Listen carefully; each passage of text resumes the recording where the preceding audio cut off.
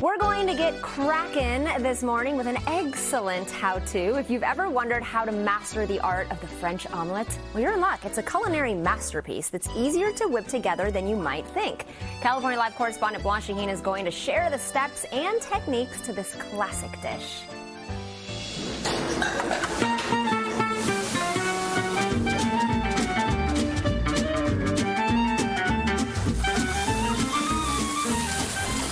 Chef Nicko, and we're going to learn how to make a French omelet, which is the fancy kind of omelet often served in restaurants. Nice to see you, Chef. Nice to see you too. Now tell me, what is the difference between a French omelet and a regular omelet? Well, a regular omelet and an American omelet is typically cooked a lot longer, and it's folded in half, versus a French omelet that's really custardy and it rolls. So the outside is set, but the inside is nice and creamy and gooey.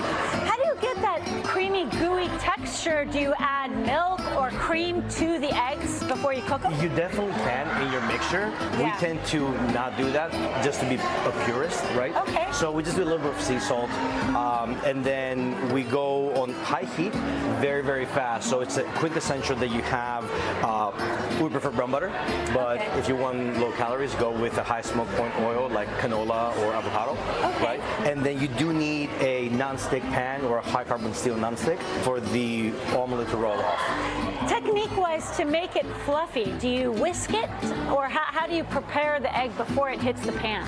The most important thing is to make sure that the egg yolk and the egg white are homogenized. So you definitely need to whisk the eggs beforehand.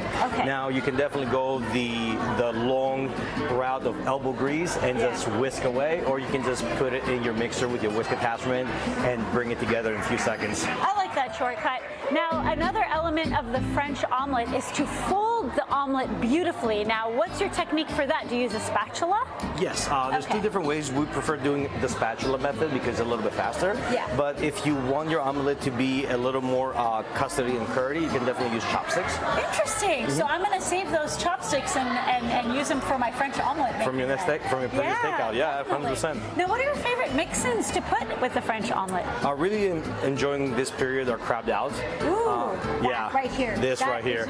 A thing of beauty. It is, isn't it? So there's two different crabs that we use. It's piquito for the filling that we mix with a little bit of Greek yogurt, some chives, yuzu zest and juice, a little bit of sea salt. And then we fold it in and we top it off with Dungeness crab and some yuzu smoke roe.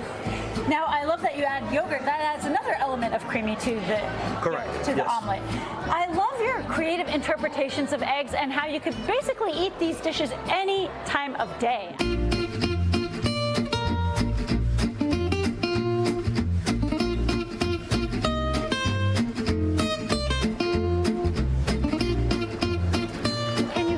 Some of these dishes? Yes, of course. So starting off, we have our California Dreaming, which I think it's a great segue to your California Live. So we have our house-made focaccia with caramelized onions and Sandra tomatoes. There are 2 layers of avocado in the form of a salad and that mousse, some pickled tomatoes, an herb salad, and a soft-boiled egg. I love that. So it's a salad and entree in one. Oh, yeah. And this one looks like I could eat this for dinner. What's at the base? You could. So this is our version of avocado toast, but instead of doing over bread, we do it over polenta. Why not? With some Parmesan, there's some smoked mushrooms. How about these two here for the meaty-minded?